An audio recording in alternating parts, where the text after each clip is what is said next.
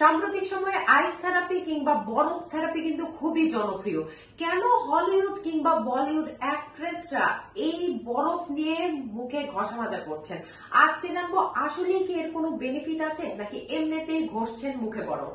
Basically ইট reduce puffiness, মানে যাদের একটু সোয়েলিং থাকে, পাফিনেস থাকে, সেটা রিডিউস করে। এছাড়াও পাশাপাশি ইনফ্লামেশন রিডিউস করে, মানে হচ্ছে ইনফ্লাম বা প্রদাহ যাদের আছে সেক্ষেত্রে যেমন অ্যাকনি হতে পারে কিংবা র্যাশেস থাকতে পারে, রেডনেস থাকতে পারে, সেক্ষেত্রে কিন্তু আইস থেরাপি মোটামুটি কাজ করে। এছাড়াও এটি ব্লাড সার্কুলেশনে হেল্প করে, মানে এটি ভেসো কনস্ট্রিকশনে হেল্প করে, মানে আপনার রক্তনালী সংকুচিত হয়, সেজন্য ইনস্ট্যান্ট একটি রেজাল্ট পাওয়া যায়। যে পাফিনেস বা সোয়েলিং যাদের আছে তাদের ক্ষেত্রে খুব ভালো কাজ করে। আর হচ্ছে পোর্স লিমিটেশন, যাদের ওপেন পোরের প্রবলেম আছে, মানে পোর্স আছে ফেসে, তারা যখন মেকআপ করবেন তার আগে কিন্তু হালকা একটু বরফ ঘষে নিতে পারেন, সেক্ষেত্রে কিন্তু আপনার মেকআপটা খুব সুন্দর সেট হয়। আরো একটি দিক হচ্ছে অয়েল সিক্রেশন কমায়। সো যাদের একটু অয়েলি স্কিন তারা কিন্তু এই আইস থেরাপি দিতে পারেন। সো এটি কিন্তু দিনে একবার সকালবেলা নিতে পারেন, বাট এভরিডে নেওয়া জরুরি না।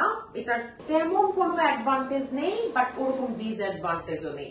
সো নিতে পারেন আইস থেরাপি, বাট এটাতে বিশাল কিছু হয়ে যাবে এরকম কিন্তু কিছু না।